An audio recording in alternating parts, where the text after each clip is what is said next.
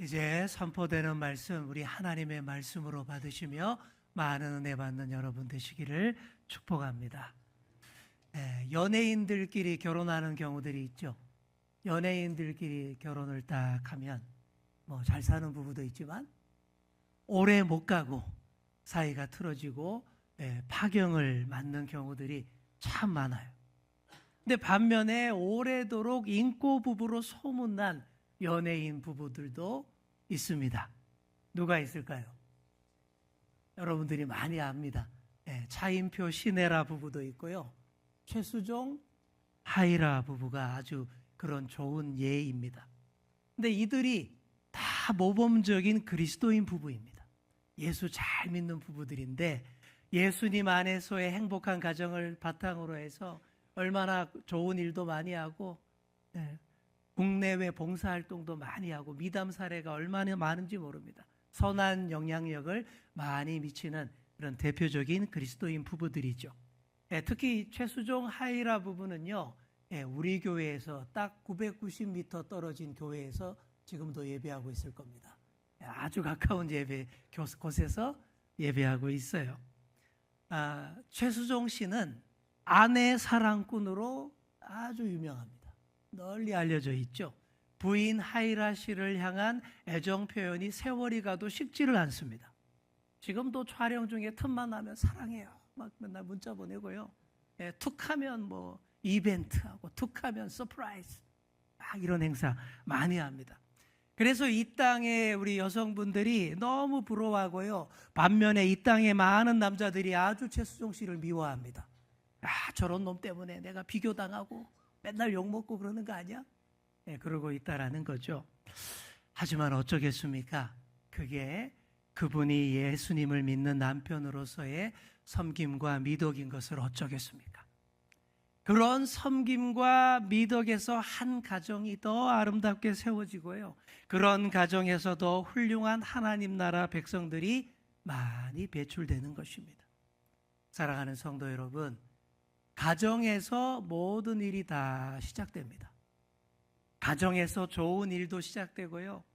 온갖 나쁜 일도 가정에서부터 시작되는 거예요. 하나님의 구원 역사도 가정에서부터 시작되고 모든 세상 역사도 가정에서부터 시작이 됩니다. 그러니 우리의 가정을 잘 세워나가야 합니다. 가정에서부터 최선의 섬김과 헌신이 있어야 합니다. 오늘 본문에 그런 남자가 나와요. 아주 자상하고 따뜻한 남편. 그의 이름은 엘가나. 이름부터 어감이 아주 부드럽고 따뜻하고 좋지 않습니까? 이 엘가나는 꽤 괜찮은 집안의 가장이었습니다. 이 남자에게서 또 새로운 역사가 펼쳐집니다. 그동안 우리가 누가복음 강해를 계속했는데요. 오늘부터는 구약의 사무엘서 강해도 누가복음 강해와 같이 병행해서 그렇게 이어나가도록 하겠습니다. 사무엘서의 첫 시작도 한 가정 이야기로 시작해요. 그 가정의 가장 이름이 누구라고요? 엘가나. 엘가나가 살던 시대 어땠을까요? 아주 암울하고 어두운 시대였습니다. 바로 사사 시대였습니다. 이스라엘 역사에 있어서 사사 시대는 정말 어둡고 암울한 재앙의 시대였어요. 약속의 땅 가나안에 딱 들어와서 정착을 했는데 이스라엘이 그곳에서 자신들의 사명을 잊어버린 거예요. 하나님만 섬기면서 이상적인 하나님 나라 모델이 되어야 되는데 우상 숭배에 빠져듭니다. 하나님께 불충하더니 그곳 가나안 원주민들 이방인들과 다를 바 없는 그런 사람들이 되어버렸어요. 맨날 한다는 소리가 우리에게 왕이 없어서 그래. 그런 소리 하면서 참 왕이신 하나님을 외면합니다. 저마다 왕 노릇하며 제멋대로 행하던 그 시절이었어요. 그 결과 사사시대의 이스라엘은요, 영토적으로나 사회적으로나 종교적으로나 가나안 땅 한 귀퉁이의 소수민족으로 전락해 있었습니다. 하지만 그 사사시대의 암울한 흐름을 끊고 구원 역사를 다시 새롭게 펼쳐가는 새 물줄기가 형성되었으니 그 주인공은 다윗입니다.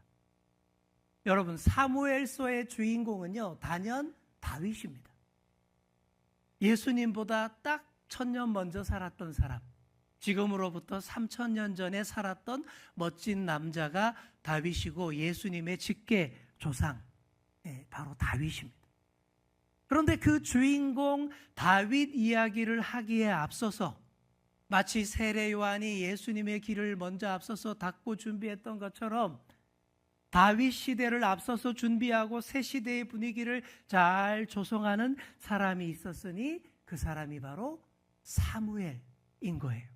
그래서 사무엘서가 사무엘의 가정 이야기에서부터 시작합니다. 사무엘의 아버지가 엘가나다라는 것이죠. 이 엘가나는 에브라임 지파 사람이고 에브라임 산지의 라마다임 소빔이라는 곳에서 살았습니다. 그리고 1절 말씀을 보시면요, 엘가나의 4대까지의 조상 이름을 쫙 밝히고 있죠. 이것만 봐도 꽤 뼈대 있는 집안, 괜찮은 가문의 사람이다 라는 것을 알 수가 있습니다. 그런데 엘가나에게는 한나와 브닌나라고 하는 두 아내가 있었습니다. 일부일처로 살아야 하나님 뜻에도 맞고 더 가정이 평안할 텐데 이 시절에는 아내를 둘 이상씩 두고 막 그랬습니다. 아내가 둘인데서부터 이 가정이 시끄러워져요. 브닌나에게는 자녀들이 여럿 있는데 한나에게는 자녀가 없었거든요. 한나가 첫 번째 정실 부인인데 아이를 낳지 못해서 아마 두 번째 아내 브닌나를 들였던 걸로 추측이 됩니다. 엘가나가 진짜로 아끼고 사랑하는 아내는 한나였어요. 한나라는 이름의 뜻이 뭘까요? 한나는 히브리어로 매력적이다 이런 뜻입니다. 그리고 두 번째 뜻이 있는데 은혜가 넘쳐 흐른다 이런 뜻이에요. 매력적이다, 은혜가 넘쳐 흐른다. 은혜가 넘쳐 흐르면 매력적일 수밖에 없잖아요. 아주 좋은 이름입니다. 하나님의 은혜를 입을 수밖에 없는 이름이고 남편 사랑을 듬뿍 받을 수밖에 없는 아주 좋은 이름이에요. 그래서 이 세계적으로 한나라는 이름을 많이 짓습니다. 이 성경 여기에서 입각해서 짓죠. 우리 교회에도 여러 명 한나라는 이름이 있습니다. 자, 반면에 브닌나라는 이름의 뜻은 뭘까요? 브닌나는 풍요롭다, 다산이다 이런 뜻이에요. 이름 그대로 됐습니다. 아이들을 쑥쑥 잘 낳았어요. 그래서 사랑받는 아내 한나는 아이를 못 낳고 사랑 덜 받는 아내 브닌나가 아이를 잘 낳는 이 모순 때문에 엘가나의 가정에 평안이 깨지고 있었습니다. 이것은 사사시대 이스라엘 상황을 상징하는 장면이에요. 사랑받는 여인이 아이를 낳지 못하는 것처럼 한숨과 실망으로 가득하고 소망이 없더라라는 거예요. 그래서 엘가나가 두 여인을 거느리고 살아가지만 바람잘 날이 없습니다. 그 가정에 평안이 없습니다. 하지만 그 가운데서도 엘가나의 가정은 매년 실로에 올라갑니다. 당시 하나님을 예배하는 성전, 성막이 실로에 있었거든요. 해마다 가족들과 함께 다 그리로 올라가서 예배했다라는 것이죠. 암울한 삶 가운데에서 하나님만 더욱 의지했다라는 얘기입니다. 여러분, 바로 여기에서 소망을 볼 수 있는 거예요. 다 엉망이고 암울하고 절망적이라도 그래도 우리의 예배를 받으시는 그분께 나아가서 우리의 예배를 올려드릴 때에 우리 하나님께서 그 진실한 예배를 외면하지 않기 때문입니다. 자, 그런데 예배 환경이 너무 안 좋았습니다. 당시 실로의 성소를 책임지는 사람이 엘리 제사장이었습니다. 엘리 제사장. 근데 이 양반이 좀 많이 늙어서 눈이 많이 어두웠어요. 근데 육의 눈만 어두우면 다행인데 영적으로도 더 많이 어두운 제사장이었습니다. 영적 분별력이 부족하고 판단력도 부족하고 하나님 앞에서 거룩함도 좀 많이 부족했습니다. 그러니 두 아들 홈니와 비느하스를 제대로 못 가르쳤어요. 3절에 보시면 별로 아름답지 않은 그들 이름이 벌써부터 등장합니다. 엘리 제사장도 썩 훌륭하지 못한 제사장인데 그 아들들은 훨씬 더 심각했어요. 집안 내력을 따라서 제사장 직책을 세습했을 뿐 하나님을 전혀 알지 못하는 아주 그런 제사장들이었습니다. 인격과 기본 자세도 안 되어 있어서 나중에 보시면 나오겠지만 꼭 조폭과도 같았어요. 이것도 다 엘리 제사장 그 한 가정에서 시작된 거예요. 예배 환경을 망치는 또 한 사람이 브닌나였습니다. 온 가족이 희생제사 예배를 드릴 때에 가장인 엘가나가 제물을 나누어서 가족들에게 이렇게 나누어 줬어요. 아마 이 제사가 제사 드리는 자들이 다 함께 제물을 나누어 먹는 화목제 제사였던 것 같습니다. 하나님의 은혜에 감사하며 모든 사람과 다 함께 화목하게 나누는 제사가 화목제인데 그런 예배에서조차 이 브닌나가 막 분란을 일으킨 거예요. 엘가나가 한나에게 남들보다 2배로 제물의 몫을 더 많이 나누어 주었기 때문입니다. 그걸 보고는 브닌나가 막 긁어댑니다. 6절 말씀을 보시면 이랬다고 그래요. 브닌나가 한나를 심히 어떻게 해요? 격분하게 했다. 네. 그런 얘기죠. 아유, 아이도 못 낳으면서 밥값도 못 하면서 뭐 네가 뭐라고 갑절이나 더 받아? 막 그랬다라는 얘기죠. 그 말이 한나에게 어떻게 들릴까요? 너무 아프고 힘들게 찌르는 말, 한나의 마음을 완전히 뒤집어 놓는 말입니다. 한두 번도 아니고 실로에 가서 예배할 때마다 그랬습니다. 한솥밥 먹는 가족이 그것도 예배의 자리에서 이러니 얼마나 힘들겠습니까? 그래서 브닌나를 한나의 적수라고 표현했습니다. 왼수라는 거예요. 이렇게 예배 환경이 너무 안 좋을 때가 참 많습니다. 제사장부터 마음에 안 들고요. 같이 예배하는 자들이 마음에 안 들고 예배 자리에서 은혜를 확 깨는 사람들이 꼭 있습니다. 예배하기 힘든 시절이죠. 지금 우리 대한민국도 좀 그렇습니다. 바르게 예배에 집중하기 어려운 분위기가 됐습니다. 정치 불안이 가중되고 거짓 정치 지도자, 거짓 종교 지도자들이 판칩니다. 잘못된 생각과 사상을 폭력적으로 숭배하는 자들의 난동으로 예배에 집중하기 참 어려운 상황입니다. 그래도 우리가 예배해야 하는 줄 믿습니다. 예배에 달려있는 거예요. 아무리 그래도 제대로가 아닌 제사장 앞에서도 제대로 예배하셔야 됩니다. 은혜를 깨트리는 자 옆에서도 은혜 있게 예배하셔야 합니다. 그렇게 할 때에 새 역사가 펼쳐지는 줄 믿습니다. 시절이 어떻든 환경이 어떻든 내가 가서 주님께 바르게 예배하고 나의 예배를 주님이 받아주시면 그러면 다 되는 겁니다. 어떤 상황에도 하나님이 받으시는 예배를 드릴 때에 하나님께서 평안케 하실 줄 믿습니다. 그 가족을 치유해 주십니다. 아름답게 변화시켜 주십니다. 우리 옆에 계신 분께 이렇게 말해 주겠습니다. 어떤 상황에서도 바르게 예배합시다. 아멘.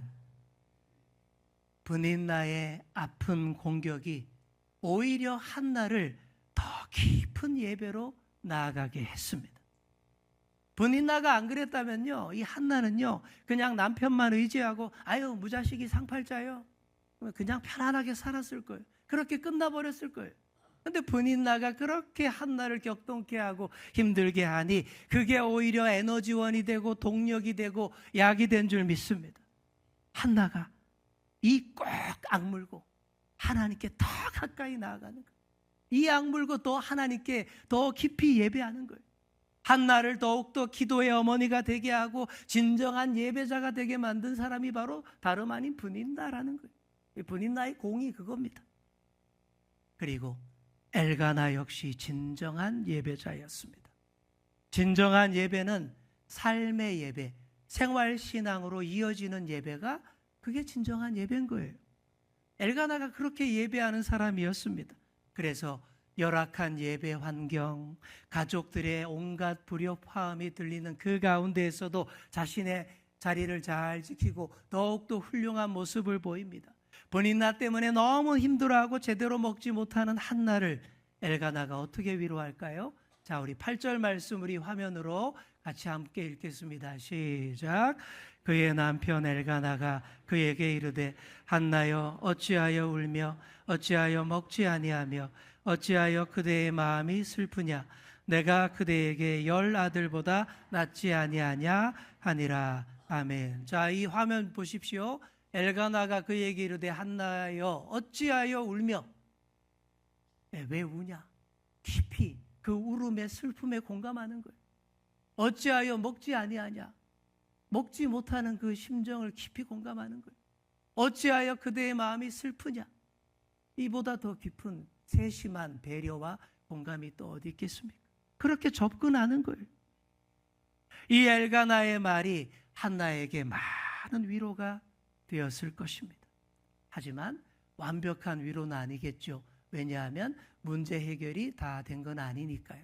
여전히 불임 상태에 있으니 그 문제는 하나님에게 나아가서 풀어야 할 문제입니다. 참 위로받아야 합니다. 하지만 엘가나의 이 자상한 말은 우리 가정에 반드시 있어야 할 말입니다. 완전한 해결은 하나님께 받지만 가족으로서 사랑하는 사람으로서 우리가 반드시 해야 할 말이 이거예요. 우리가 줄 수 있는 최선의 위로와 격려, 응원의 메시지입니다.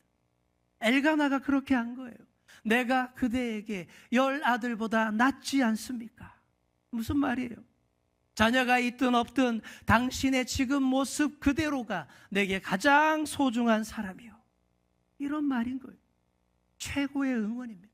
더욱이 3000년 전에 이런 멘트를 날렸다라는 거 아닙니까? 그 당시에 여성을 아이 낳는 수단으로나 생각하고 철저하게 남성 중심의 가부장들만 득실득실하던 그 시절에 이런 멘트를 날렸어요. 정말 따뜻하고 부드러운 남자 아닙니까? 한때 과거에 배용준 씨가 일본에서 폭발적인 인기를 누렸습니다. 드라마가 제대로 뜨는 바람에 일본 아줌마들이 배용준을 그렇게 좋아했어요. 왜 그랬습니까? 자기 여자를 향한 따뜻하고 부드러운 태도와 말과 한결같은 그 사랑이 너무 좋다라는 거예요. 그런 한국 남자와 연애 한번 해보고 싶다라는 그 마음인 거예요. 그래서 배용준 씨를 뭐라고 불렀습니까? 다 알잖아요. 그죠? 연사마. 사마라는 말은 일본어에서 아주 극존칭입니다. 아주 높여서 부르는 말. 배용준님, 그래서 연사마. 막 그렇게 불렀습니다. 오늘의 이 엘가나야말로 엘사마. 딱 거기에 맞는 그런 남자인 거죠. 지금 부부끼리 앉아 계신 분들 서로에게 이 말을 해보겠습니다. 내가 그대에게 10 아들보다 낫지 않습니까? 시작. 안 하고 있어요. 다시 진정하고 자 마음 준비하시고 부부끼리 앉으시면 옆에 계신 분께 저를 따라하겠습니다. 내가 그대에게 10 아들보다 낫지 않습니까?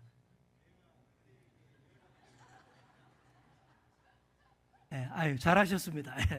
당당하게 잘하신 분도 계시고 혼자 오신 분들은 집에 가셔서 꼭 한번 해보시기 바랍니다. 어때요? 이 말이 배우자에게 진짜 감동으로 느껴지고 당연하게 들린다면 그 가정은 이미 구원받은 가정입니다. 아주 행복하고 평안한 가정입니다. 하지만 이런 말 했다가 뭔 소리야 이씨 더 혼나는 분도 있을 거예요. 분명히 있을 겁니다. 그래도 하셔야 돼요. 그래도 괜찮아요. 이런 고백과 함께 다시 새롭게 시작하면 됩니다. 그래서 앞으로 세월이 가면 나중에 이 소리가 너무나 당연하게 들리고 감동으로 들린다면 합격된 거예요. 회복된 겁니다. 사랑하는 성도 여러분, 이런 가장이 다 되시고 이런 부부가 다 되시기를 축복합니다. 그래야 평안한 가정, 아름다운 가족이 될 수 있습니다. 그래야 더 깊은 예배, 깊이 있는 화목제 예배를 드리는 가정이 될 수 있습니다. 이동원 목사님의 책에서 읽은 이야기를 제가 마지막으로 소개해드리고 말씀을 마무리하겠습니다. 몇 년 전에도 제가 한번 소개한 적이 있는 얘기인데 그때 못 들으신 분들을 위하여서 한 번 더 재방송을 하겠습니다.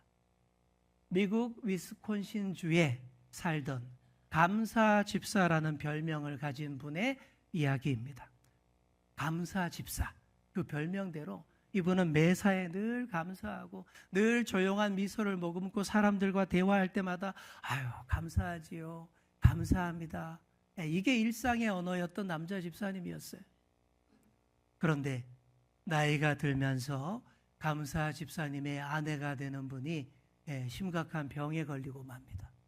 그리고 그와 함께 곧 치매에 걸리게 됐습니다. 가족조차 못 알아보게 되자 전문 요양원 병원에 보내게 됐어요. 그때부터 이 감사 집사님의 일상은 아침에 일찍 요양원으로 출근해서 하루 종일 아내 뒷수발 들고 아내와 함께 해주다가 저녁이 되면 집으로 돌아오는 것이 그의 일상이 됐습니다. 아내의 치매 증세가 더 심해져서 이제는 남편조차 못 알아보게 됐습니다. 그때부터 감사 집사님은 이런 기도를 드리기 시작합니다. 주님, 아내의 병이 낫지 않아도 좋습니다. 단 한 가지, 딱 한 번만 더 아내가 저를 알아보고 여보라고 딱 한 번만 더 부르게 해 주옵소서. 이런 기도를 계속 드리기 시작했어요. 그리고는 아침마다 아내가 좋아하는 아이스크림을 딱 사들고 요양병원으로 갑니다. 그리고는 수시로 기도가 응답되었는지 확인해 봅니다. 내 누구야? 나 누구?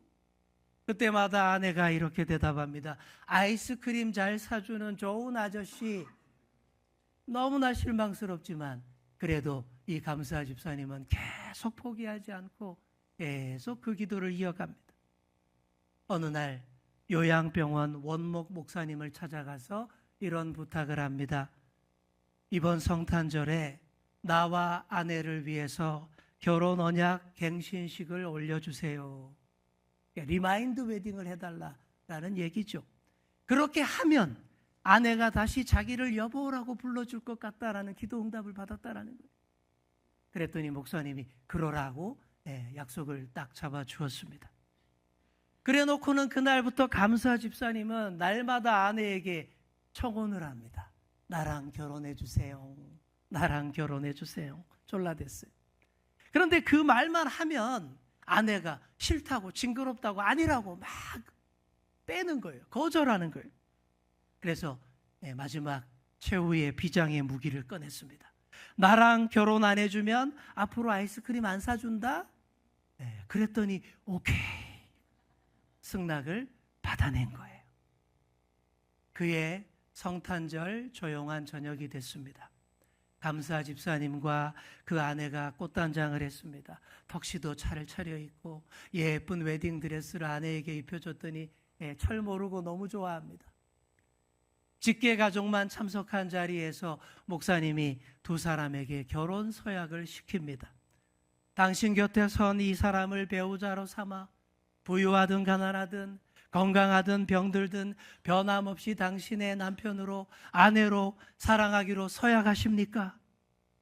감사 집사님이 먼저 우렁차게 예 대답을 했습니다. 한참을 뜸들이며 지체하던 우리 아내도 부끄러운 듯이 네라고 대답을 했습니다. 그날 이후로 정말 기적이 일어난 거예요. 감사 집사님이 아침에 요양병원에 들어올 때마다 아내가 손을 막 흔들면서 여보 그렇게 맞아주는 거예요. 다시 회복한 여보 소리에 그 집사님이 정말 감사했고 행복했다라고 합니다. 그렇게 그 아내는 그날 이후 6개월을 더 살고 천국으로 갑니다. 그 장례식장에서 감사 집사님이 이런 인사 말씀을 했습니다.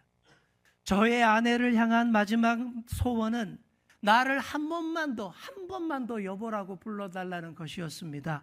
그런데 지난 6개월 동안 제 아내는 하루도 빠짐없이 저를 여보라고 불러주었고 6개월 동안 한결같이 나와 함께했습니다. 이 큰 은혜를 주신 우리 하나님께 감사와 찬양 올려드립니다. 사랑하는 성도 여러분, 모든 것이 한 가정에서 시작됩니다.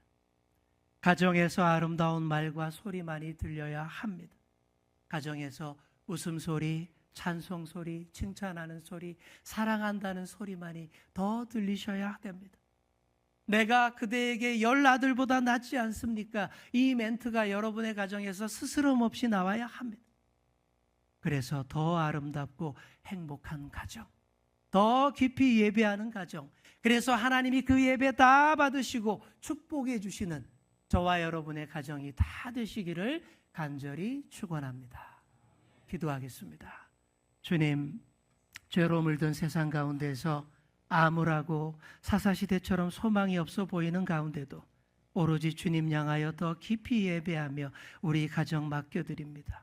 주님께서 축복하시고 사랑이 넘치는 우리 가정 되게 하여 주옵소서. 예배의 은혜를 깨트리고 가정을 불화하게 하는 환경과 소리를 다 넘어서 진정 서로에게 참 위로가 되고 존재 자체가 응원이 되는 우리 가족이 다 되게 하여 주옵소서. 감사드리며 예수님의 이름으로 기도드립니다. 아멘.